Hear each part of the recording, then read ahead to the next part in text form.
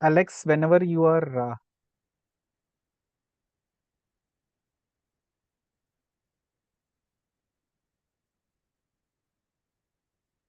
yeah. Uh, Hello, all. Welcome to this APSCE webinar series uh, on the what's, whys, and hows of Internet ethnography for education. Uh, I have uh, I have Dr. Ryan Abado from De La Salle University in Philippines, uh, who will be the speaker for this session. A brief introduction of Dr. Ryan. He's an assistant professor at De La Salle University.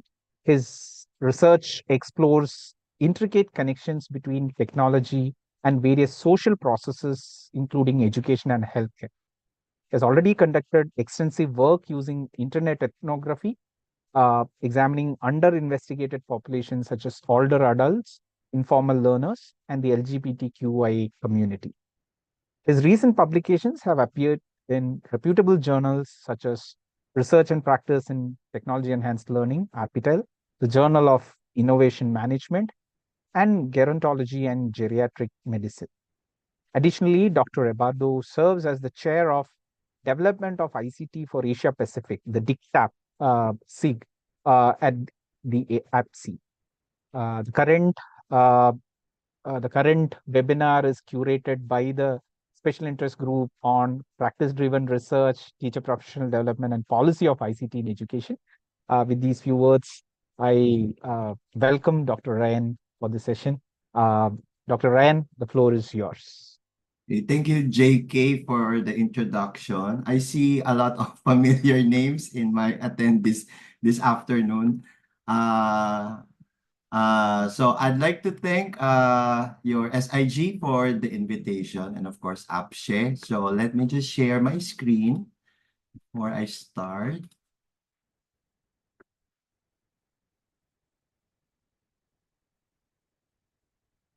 Okay, so good afternoon to all the attendees for today's session.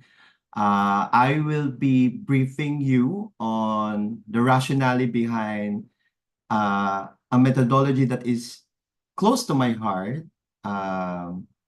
the motivations of using this methodology, and details on the methodology.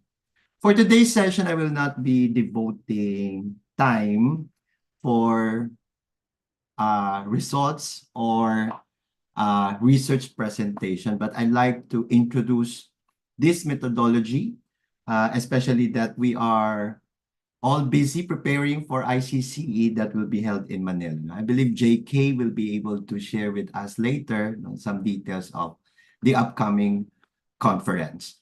So I'd like to start my talk today by putting in some context.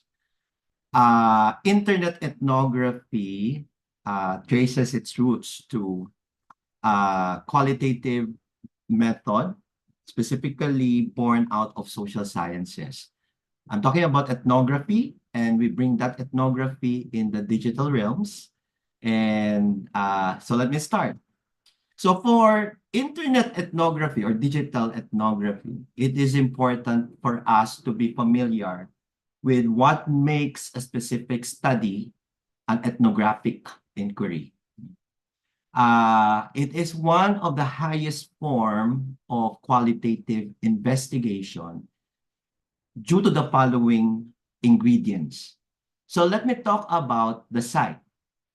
An ethnographic study involves the selection of a site and the researcher immersing himself or herself to the community, because the objective of ethnographic inquiries is to depict the socio-cultural aspect of that specific community.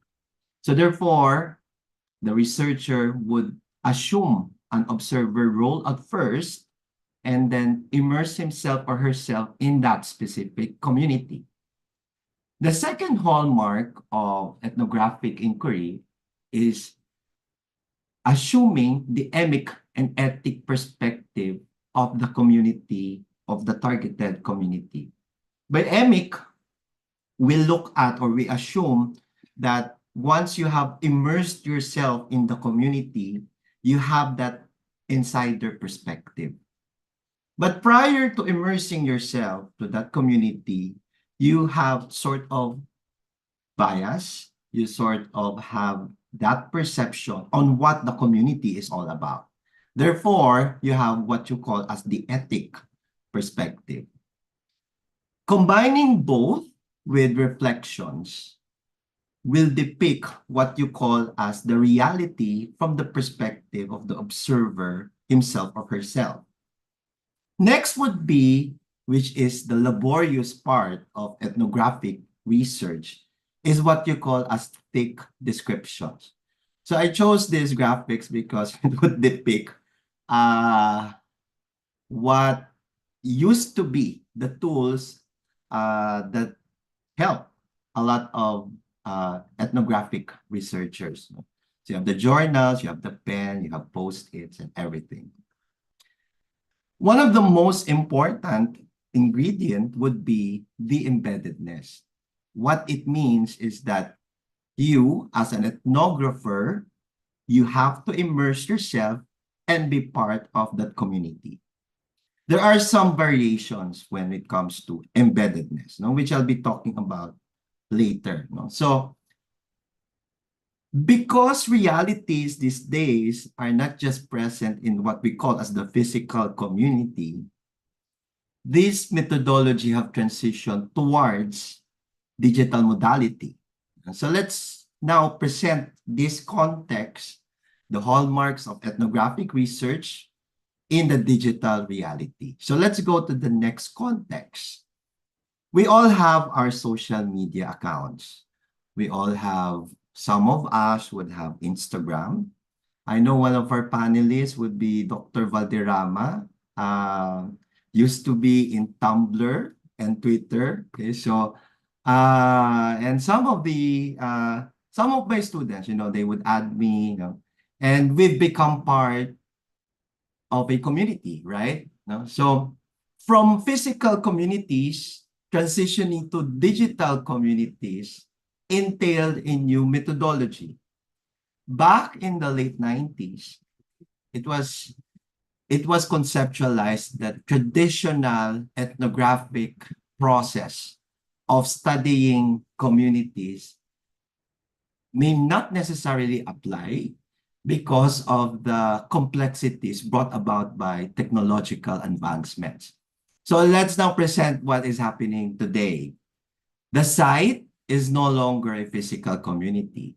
It may no longer be your parish church or a place where you practice your faith. It may not even be within the four corners of the classroom.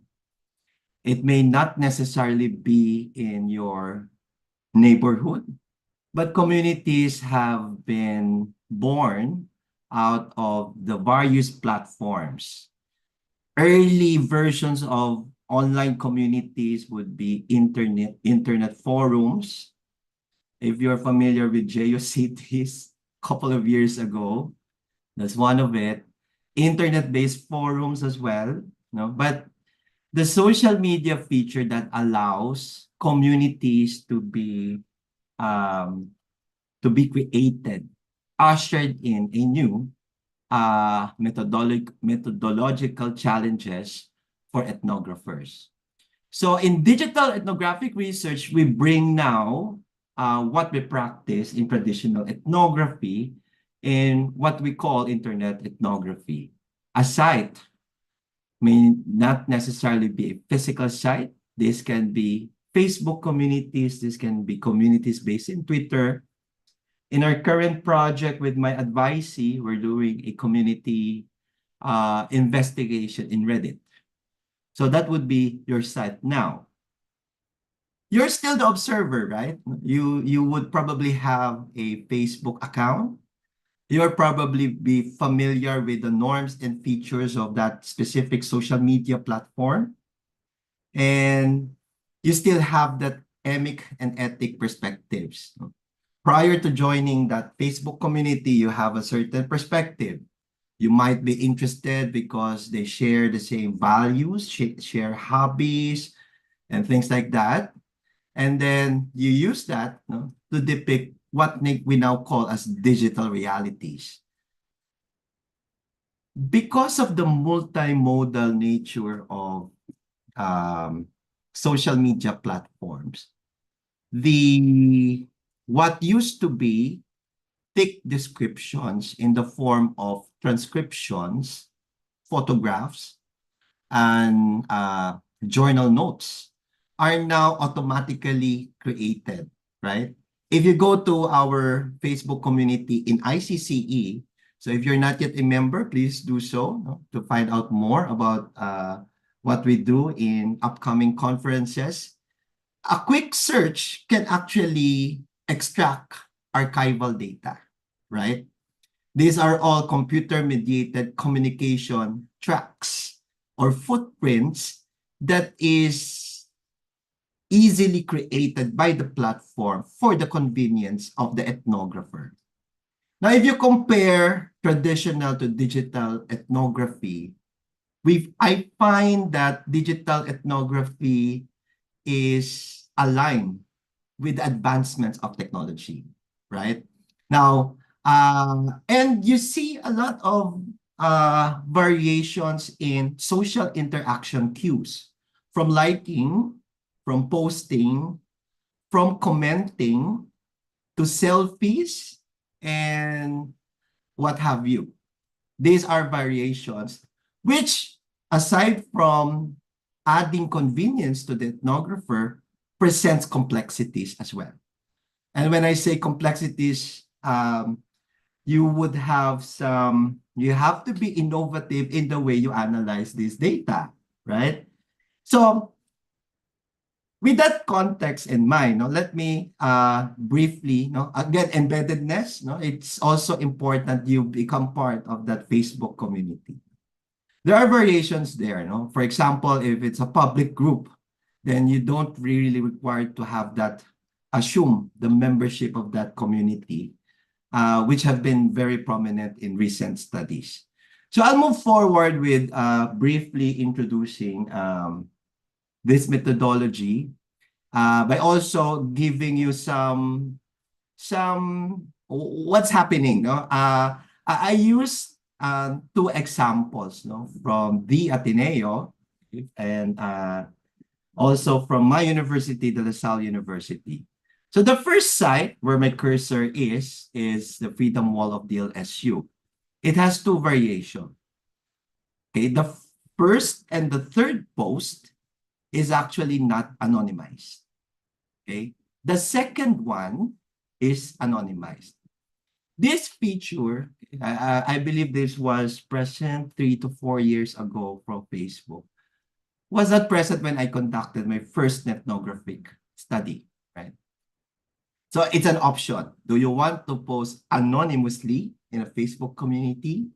And do you want to post as yourself? So therefore, disclosing who you are in a Facebook community.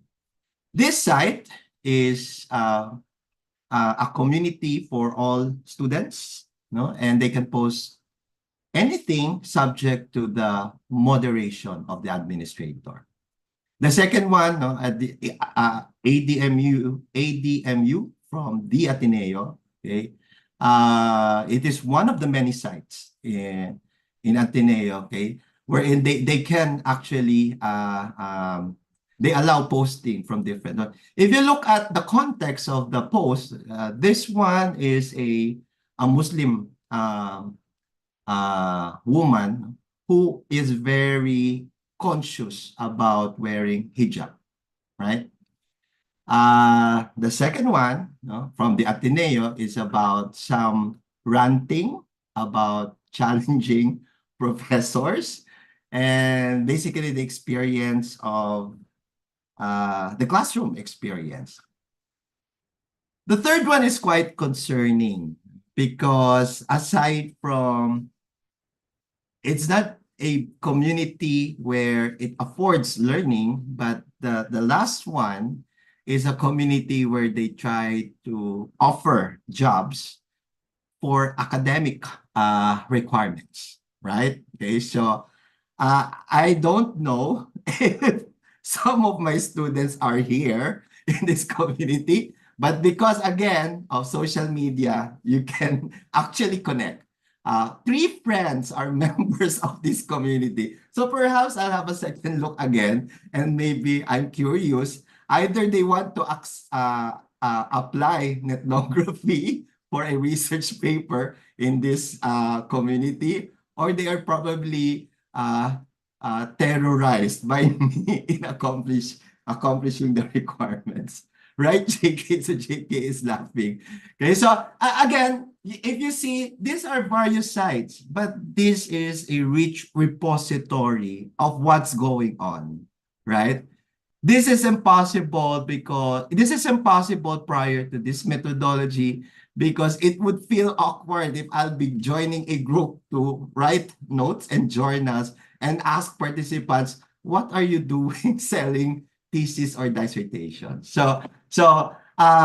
Just to present what's going on and to jumpstart my talk for today, these are some of the online communities that are very active in Facebook, right? Okay, so moving forward, no, so internet ethnography, no, it's a fieldwork based.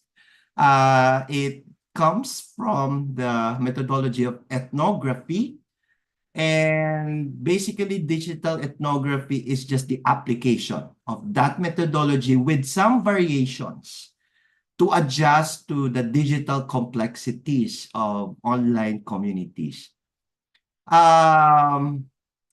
This methodology has been applied in various platforms. The prominent is social media platforms. To some extent, this has been applied also in learning management systems.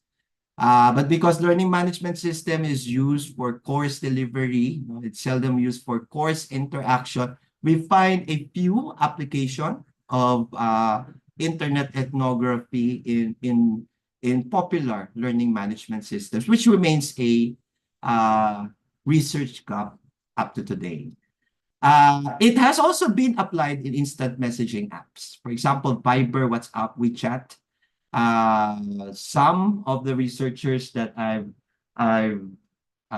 known, no, find that these instant messaging groups are more open to scraping data, okay, which will be very important in internet ethnography. So it has evolved from the time that CozyNets in 1998 conceptualized nethnography, which is part of internet ethnography, and from its purpose to various methods, it has evolved from pure internet ethnography to hybrid internet ethnography. It has got to do with the context of the community itself. Also, the complexity of the technology platform. For example, the restrictions implemented and then the ethics approval, then the method has evolved. No? I find this methodology quite flexible, no? As it has been applied in various research contexts. For data collections, it has also transitioned from manual collection of data from social media to application of text mining tools to automatically scrape unstructured data from these platforms. Rigor have also been improving. Early versions of application of internet ethnography tends to ignore qualitative rigor, no? But researchers have become more conscious these days in the use of ethnography or internet ethnography. In my next slides, you'll find me interchangeably, you'll find me using various terms, but I'm referring to internet ethnography. Virtual ethnography ethnography, cyber ethnography, web ethnography. Collectively, they fall under internet ethnography. So moving forward, so why internet ethnography? When I decided during my dissertation what methodology I'd like to use, and brought up the idea of using internet ethnography, my advisor told me, "What's that?" Okay, but because it's simply something that at least my department is not yet accustomed to.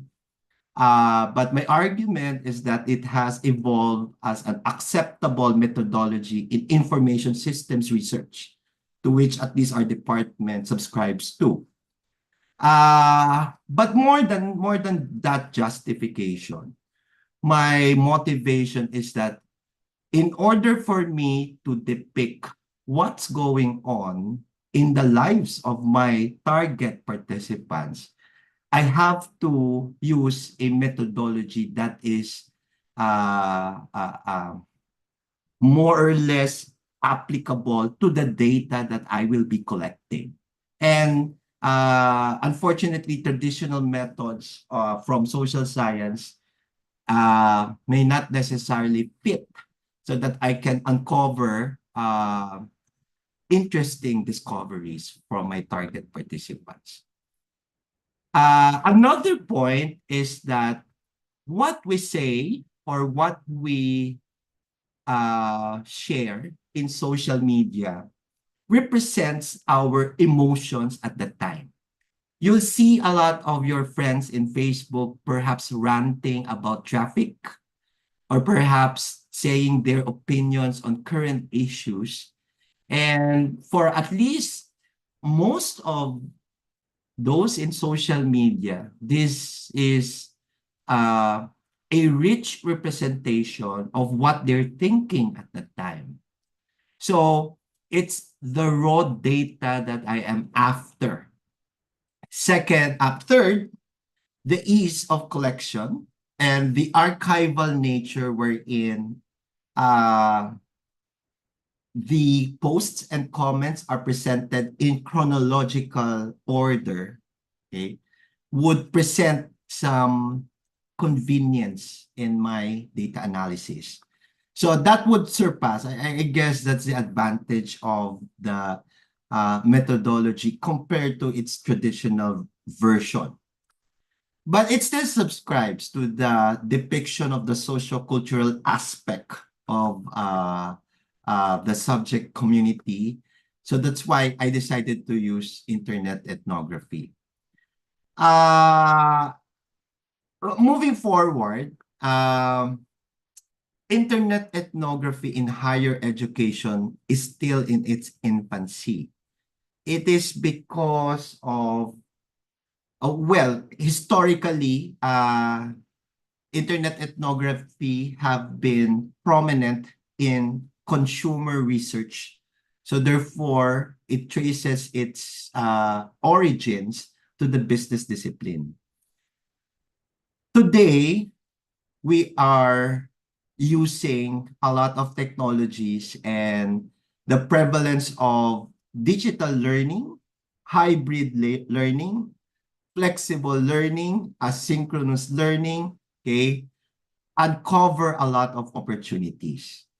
However, okay, most of the methodology that has been used is predominantly quantitative. So therefore, neglecting the qualitative insights of that opportunity. Because of internet ethnography, okay, we are able to capture a holistic data set from what the students are sharing in these learning platforms. And therefore, also as an educator, we sort of like have that insider perspective, right?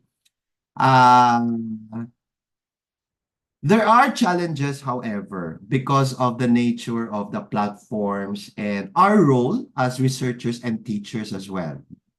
When we do immersive field studies, no, you need to sort of like reveal who you are, no? And at the same time, you are able to pose some bias when it comes to application of your research to that community. Well, in summary, there is still limited attention in higher education research. And moving forward, as we embrace or transition to a predominantly technology-enabled delivery of our courses, there is a rich opportunity for us to conduct internet ethnography in these platforms. So I presented, I did a quick look at what research has been done using this methodology in education, no? In education. I focus on Asia. So let's look at some research pulse when it comes to this specific topic. The trajectory is increasing, although it's not that many. No? Most of the research are still in consumer social sciences, vulnerable groups. There are some LGBTQ studies. There was a dip in 2021, maybe because during COVID-19, but if you see, the trajectory is increasing. So attention is now gaining when it comes to the application of internet ethnography in higher education. These are the prominent authors that have used internet ethnography in Asia. And Indonesia and Malaysia, okay, seems to be gaining ground in the use of internet ethnography in education, okay, and then followed by Turkey. Germany, okay, why is it here? Okay, moving forward. So, what are the popular platforms in Asia? Okay. It's Facebook, X, formerly Twitter, and MOOCs. So these are the prominent platforms. I was expecting WeChat and some, okay, but I believe the ease of extracting data from these platforms was a major consideration in choosing that platform. And it's also important who are the subject population. Okay, it's still the university, which is a combination of university students and educators. And then internet ethnography is very popular in conducting research on vulnerable groups. Children with autism, informal learners, are also very popular subjects, no? But there are also the informal learning among consumers, as applied in tourism and also in product marketing. So the business side is still there. So these are some of the trends, no? It would be I would expect some transition, no, over time. And I'd like to present the methodology quickly because it took time in my intro. My dissertation, and from my dissertation, I was able to extract 4 research papers. 2 of them were presented in ICCE. My research questions were crafted in a systematic literature review. I published the methodology in ICCE 2020, and then presented in Europe my interview data, and then again another paper in ICCE 2023, if I'm not mistaken, with my co-author, my advisor, Dr. Suarez. So I extracted what I presented during my dissertation just to give an overview and in order to keep up with the time, no? So in an ethnography, no, you'll probably be given choices, no? It's important to adapt these options on your overall objective, no? So In ethnography, you either have a choice, no? So either you do passive, meaning you just observe and you don't interact, no? Or you do the active ethnography or internet ethnography, wherein you actually elicit data by asking questions. So between the two, okay, active ethnography involves you divulging to the community that you are actually conducting research, compared to doing a passive ethnography wherein you assume an observer status, then therefore divulging your identity and your objective is not necessary.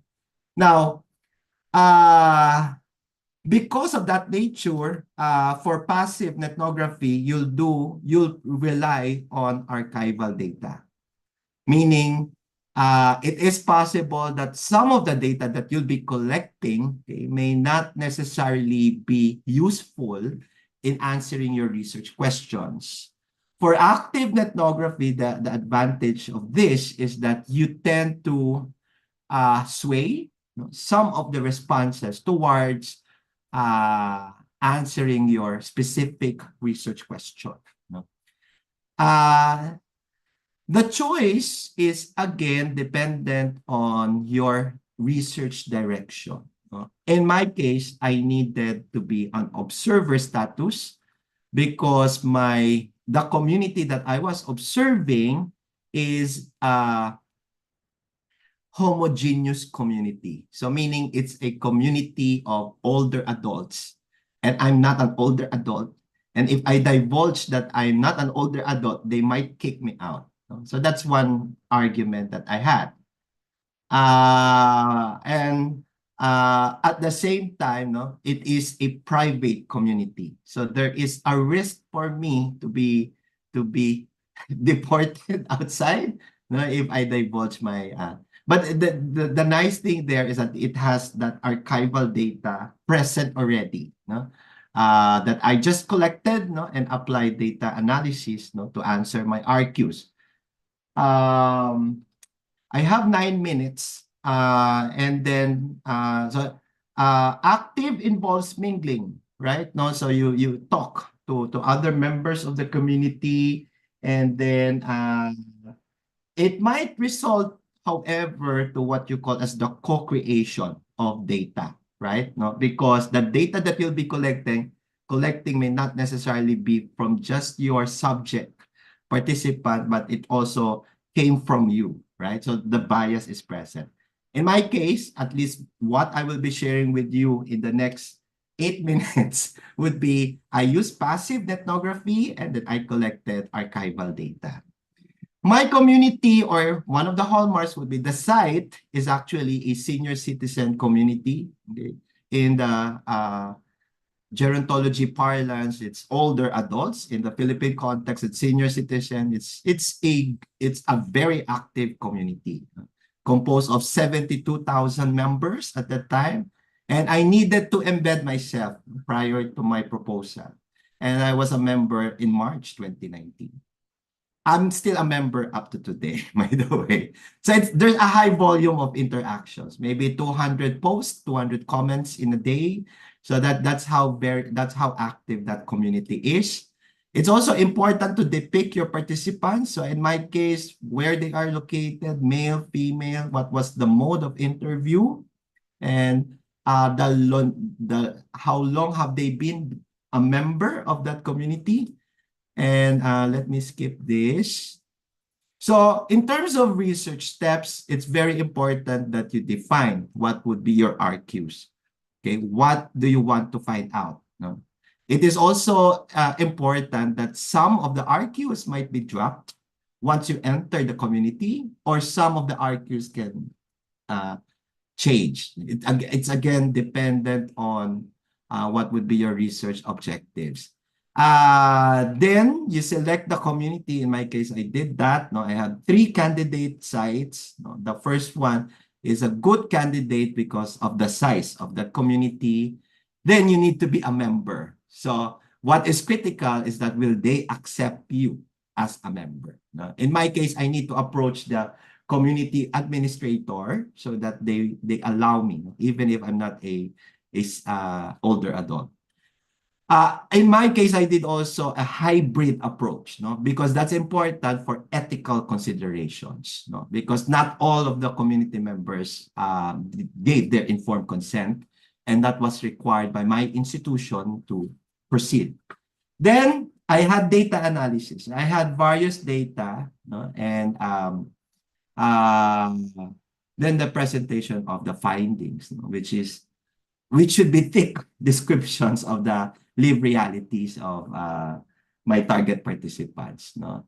All throughout, we still subscribe to the qualitative nature of the study, so ensuring credibility, dependability, transferability, and confirmability to ensure rigor in the study that you'll be conducting. So just an example for my RQ1, I wanted to extract what social roles they adopt. And my data is actually, so the classification would be 4. But if you look at my source of data, it's not just the posts and comments. It's also Facebook badges, likes, and reactions. And then combine it with interview data to depict social roles. My addition here is that there are insiders, devotees, tourist minglers, and then there are lurkers. So 5 of them. No? But I use the term observers from 36 participants. These are, again, some of the profiles that I have collected for my RQ1 and their description. And then this is the sort of like my methodology that I adopted. So it involves harvesting or scraping. Excerpting is extracting meanings in statements. Then categorizing using reflexive thematic analysis. And then interpreting the codes. No? At the core of the data analysis is Deduce, which is a cloud-based qualitative software analysis tool that sort of like organize the data. Reflections and categorizing are still done manually by me and another researcher for rigor and trustworthiness. These are two, and then I combine them with interviews to came up or answer RQ 2 and 3. So pardon me for those who are not Filipinos, no, but in social media posts, you need to collect them. Okay? In my case, I did that manually because it's a private group. So that's the restriction. Okay, if it's a private group, you cannot automatically extract social media data. And then application of code from the software itself. No, I have a predetermined code and then updated that in iteration. And then I used also, these are just some of the prominent codes. I did a code co-occurrence, meaning a code appears with another code in one post to sort of like uncover emerging codes preliminarily and then qualitatively reflected, no, on the codes that are prominent. And then one of the output would be the thematic analysis. Now, one of the themes is actually the informal learning. So the Facebook community have become a way of sharing information and finding information. During COVID-19, this was sort of like the announcement portal on what will you do, what practices do you do, what are the government announcements. So, and they become very active during March, April, May, in the initial phase of the lockdown across the globe. So these are just some of the findings that I have uncovered using internet ethnography. Motivations, they make friends, find romance, and practice faith, and then learn, no? Which is, again, have some educational repercussions. I have 1 minute and I will be presenting my last slide, no? Some current issues in internet ethnography, no? Ethics is intertwined with blurred boundaries. No? What represents public and private spaces in digital platforms? Studies that do not subscribe to ethical clearances from their institutions would argue that the social media data is public in nature and they do not uh, interact with humans. So therefore, they're exempt to ethics clearance. So again, that's debatable. No? That's debatable. There are emerging social media platforms. While I use Facebook, one of my advicees is now on Reddit, specifically investigating LGBTQIA plus community when it comes to PLHIV participants. Of course, again, as I've started my talk with alignment of the methodology with technology advancements, NLP, advanced text mining tools, scraping tools have also ushered in the new age of internet ethnography in terms of the velocity of how we collect data and how we analyze data. There are now social listening tools that you can actually subscribe to. No, one of the offshoots of the project at De La Salle applies automatically sentiments in public Facebook communities. There are bots and fake news prevalent, of course, in this community, in these communities. And lastly, which is again quite disturbing, is that the data that the internet ethnographer have collected have become commercialized. Yeah. And aside from the commercialization of the thesis and dissertation in one of my examples. So I guess it's business after all. So these are prevalent issues and I expect this to be present, no? As the internet ethnography evolve. And I am hoping that opportunities like this to talk about this methodology can open up some debates on how to improve this methodology. So with that, I'd like to thank you for listening, and I believe you might have some questions, and I'll be happy to answer your inquiries. Uh, Thank you, Thank you, Dr. Ryan. That was, I mean, though I think there was a very big shortage of time, but I think you have nicely summarized what internet ethnography is, and also given very good examples that audience could understand. I mean, you can see even the Zoom setting could be a site for our internet ethnography if in a future time, right? So I would request all the participants to use the Q&A function that is available in Zoom if you have a question to Dr. Ryan, especially from so one of the question that I had, I think because it is a C7 the it is related to C7 theme. The SIG is also on practice driven research by teachers and all those things. So I mean the WhatsApp communities where teachers are now, I see a lot of teachers in India now being more actively present in WhatsApp and Telegram communities, a lot more with students to interact with them. And also, there are these informal communities where teachers are never given, like what you said, I mean, they are never allowed to enter those communities.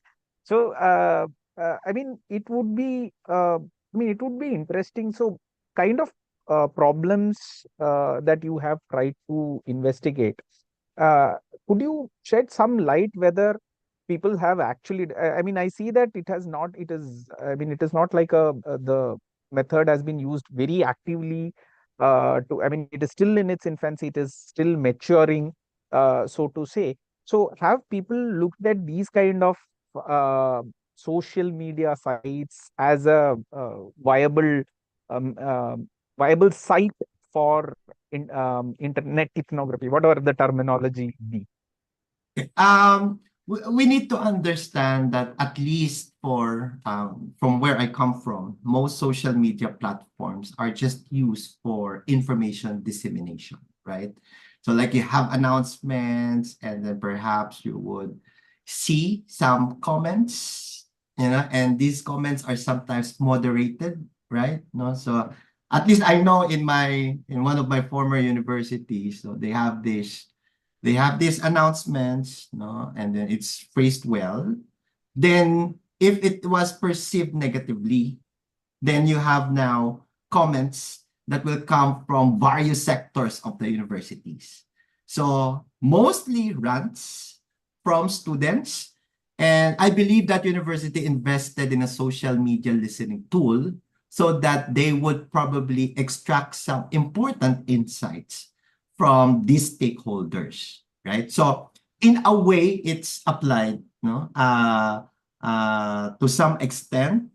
Uh, you mentioned about the teacher being part of, say, Facebook groups and things like that. There is another stream of internet ethnography called auto nethnography, wherein you as a person, no, you can actually conduct research. But the thing is, the challenge there is uh, students are more cautious interacting with their professor in that digital space because there's still the formal structure between the student and the teacher. But I see a lot of publications using that methodology. There are some avenues or publications avenues that do not welcome auto-ethnography because of its bias, no? But there are some available on the internet. But I guess it's a good way to sort of like recalibrate some of the policies. For example, how we conduct classes, or for example, there are some problematic facilities within the campus, uh, or the way we hold our term breaks, no? And or maybe some improvements that we can do in our infrastructure. Okay, that can be a good source, no? To, of course, it's subject to validation because some of them are just basically rants of students. Mm, mm. Understood. Understood. So I'll wait for questions from participants. We'll wait for a couple of minutes for them to post questions. Um, and yeah, it was interesting that you also the specific the geriatric community. I mean, it was interesting to see that they are using it for learning. I mean, that was an eye opener in some sense. As in, so there is a scope for very targeted interventions. I mean, they may not be like looking at a PhD, advanced PhD degree Yeah. or anything, but still, still, it is good to know that they want to keep their mind sharp. Yeah, it was crafted because it was slanted towards informal learning, right? No, because Mm, aside from being consumers of information, they have also become producers. So they yeah. have that dualistic role as a community to be able to exchange information. Mm, Uh, and I guess the social media platform afforded that information exchange. That's why I was quite interested. It was also driven by there was an online community. I initially targeted it at first, but they were promoting learning technology for senior citizens or older adults. And then yeah. I said, are there other options? Because at that time there were only about 300 members. So, and then it came to this community, which is quite large. Mm, And yeah, the community actually evolved into a physical community. So they do reunions, they do meetups in various, in the Philippines, we have 7,107 islands. So they have reunions in this island, and then it's actually quite interesting. it's also good to see that I mean many of these also have uh, impacts beyond the realm of education, as in broader national policies. broader, interventions in a social setting. I think it is good that things are being taken from the research realm into more action. I mean, that's also another reason why this.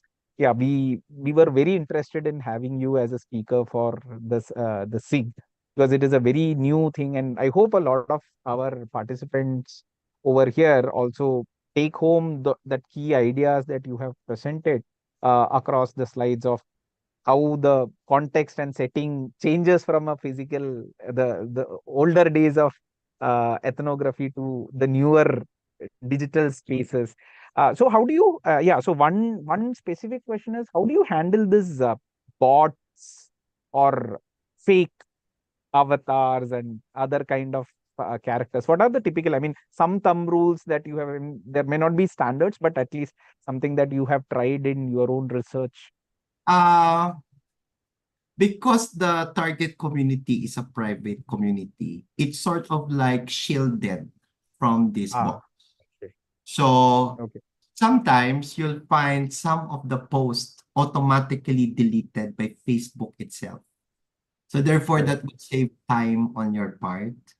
Yeah. So you'll probably see content unavailable, removed by Facebook or removed by administrator. So that's sort of like limit.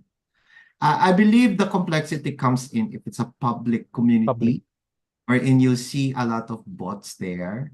Uh, Yes. there are tools that would sort of like automatically leave that out from your data set, no? But it is to be subscribed to, again, commercialization. Yeah? So, but I guess it's evolving, these challenges will be present, no? And I'm Mm. hoping that tools will be developed to also address, no, such concerns.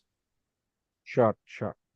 I mean, I'm not seeing any questions as of now on the Q&A. If there are, so if you could just go back to the, I mean, yeah, we could take some time where you can actually explain those results, I think, which you just cursorily, I mean, you had a time shortage. So if you could spend a minute on the RQ2 and its explanation, it would be really nice for the audience also. Okay. Although it's no longer part of the webinar, no? Yeah, yeah, yeah. Let me just maybe present some. Okay, so my first I'll go to RQ2, no? So my Yeah, yeah. first RQ would be to basically depict what's happening in the community, no? So what are the lived realities where these participants interact. Uh, the first one is that it became a sanctuary in difficult times. So if they are suffering from, say, chronic illness, or they are suffering from depression and anxiety, these are very prevalent, no, in what they post. And there are sort of like forms of social support among themselves. So they also suffer from grief, from the passing of their loved ones, and the platform sort of like gave them that place where they can, say whatever they feel and get comfort from members. It's because it's, in aging studies, if you're with your if you're in a community with like-minded people, meaning you share the same demographics, people are more relatable. So that's the first one. Mm. The second one, it has sort of like become a neighborhood when people just say hi, hello, and I guess that's one of the distinguishing trait of Filipinos, wherein we sort of like know everyone in the neighborhood. So even if you're Mm. strangers, you say hi, and this is also transferred to the digital platform. They've made friends, they share selfies. I'm surprised a lot of senior or older adults, they would post selfies of themselves and then share it to the community. They're not really that concerned with privacy. And then it has also become an outlet of expression. So they would say that they're single, this for the widowed older adults, or they would say I'm available, no? And this is where romance actually comes in. I mentioned about informal learning, right? No? So informal learning, sharing knowledge, and then loneliness, seeking knowledge, and things like that. Refuge during COVID-19 emerged. It wasn't part of my expected outcomes, but because the data collected included the phase of lockdown, it emerged as a theme on its own. So during COVID-19, our older adults are used to interacting with friends, interacting with relatives, but because of the safe distancing protocols, they've interacted in the platform itself. So it has become sort of like a refuge, in my study. My last RQ is actually, let me just skip this, is that the motivations of them being active in the community is to really establish friendship. So we're sort of like have that trait that we're quite friendly, and that is translated in aging, in late life. Uh, the one that is surprising really is that it has also become a dating site where I've known some of my participants without divulging their identity. He dated participant 1, participant 7, participant 8, and there's a jealousy among the Group. widows. So Yeah. which is interesting, which is interesting. Considering that in the Philippines we don't have divorce. Um, it was one of the findings that I will No, publish no, soon. no. So one follow-up question. I mean, because it is highly qualitative, how do you handle issues like researcher misinterpretation? I mean, how do you do the triangulation and other things Okay. in this kind of setting? Because you cannot intrude into their personal spaces. I mean, there is a limit to which you can do all those, right? And because at the end, it is all this data that is actually feeding your uh, analysis. Okay. So my primary data was actually the social media data, right? The posts, the comments, so they were collected. Aside from the digital footprints, like for example, how long have they been there? How many posts or comments have they shared? Their Facebook account. Uh, then I did my interview, which is my second form of data. Okay. And then I have my reflexive journals, which is shared with another researcher. So that three data sort of like provided that triangulation to unearth the uh, discoveries of my study, which is also difficult, because it's really tedious. Maybe we have a very small research today because it involves laborious tasks, and then the long embeddedness of the researcher with the community, because the findings, have to be very detailed and thick so that you will be able to present your findings. It's worthy of a dissertation, but if you have that 1 year and then your institution require you to finish in 1 year, it's quite impossible to do it. No? So I guess that's my one of the key takeaways, that it would involve a long time, and patience from you as a researcher. Thanks, Dr. Ryan. I think participants are more than happy to listen to you. And because I think, see, one more important thing from, I think, to all participants out here, I think the C7 track, if you actually look teacher professional development and the kind of practice driven research, I think internet ethnography becomes, I mean, it's a very new method. We have never seen a paper with internet ethnography being the key method that we are seeing. And with that thing, I'll just want to share some information to all the participants about ICC 2024, which is happening in Manila. Dr. Ryan, I'm hoping to physically meet you when I come to ICC this time. So we have multiple tracks over here, and you can see the call for papers. C7 is the practice-driven research and teacher professional development track. All the due date is 27.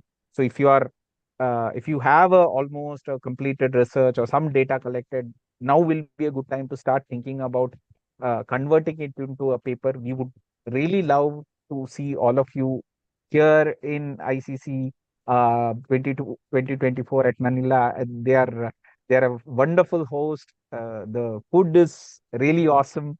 Last time I was here, I was there in Manila. They had a wonderful spread, and also the culture, the kind of things that are there in Manila city, the museums, the different parts of the city. And like what Ryan said, it's a set of islands. I mean, it is. I mean, the entire country is a fantastic site to explore. And December is a good month because you are going during holiday season, so everybody will be in a cheerful mood, and they will be warm in. Yeah, they will be eagerly awaiting you. So with this, I think I'll formally thank uh, Professor Ryan. Let me also share the so all the participants who are there. Please note the APSCE webinar series. This is part of the Asia Pacific Society for Computers in Education, our webinar series. Uh, please do share your feedback about the session. Both the SIG as well as Dr. Ryan would be anxiously waiting to understand, yeah, what you took away from the workshop, and whether the topic was aligned with your research interest or something that piqued your research. I mean, can I do something small over here? For participation certificates, please make sure, I mean, it is important that you provide this feedback so that you get a participation certificate of this for this webinar. The future webinar, I mean, we will have a lot more of webinars, and please subscribe to our social media channels or social media handles, the APSCE website. The future webinars are listed out there. The next one will be coming soon. So please be on the lookout. Uh, and I think Dr. Ryan, any parting, yeah, final words from your side? Is it me? Just see you in APSCE ICCE this year. Also, I will be chairing a workshop. No, so this is the main conference, but we'll have a second round of workshop papers in August 2024. Review period is not as long as the main conference. It's about 3 weeks. But we usually receive a lot of papers, so it's usually 1 day or 1.5 days during ICCE. It will be held in the Ateneo, and I will be there, so I have to see you there, JK. And then thank you to all. Some of them are my students. I won't be mentioning, but thank you for your attendance, and also from all the attendees from all parts of the world. We hope to see you in the ICCE 2024 in November, right? November 2024. So see you, JK. Thank you, Alex, and also all the co-chairs of PTP7, right? Policy practice driven. Yes. C7. Yeah, PTP SIG on, yeah, SIG PTP, which is the conference is C7. The And sub-conference is also C7. Dr. Valderrama for inviting me. We'll have my SIG will have another webinar around August. This will be announced soon. Sure. So thank you. Thanks. Yeah, thank you, Dr. Ryan. Thank you all. Thank you, Alex. I think we can formally close the session now. we will be yeah, and we'll be looking forward to the next webinar, and we'll be seeing you soon. Thanks everyone.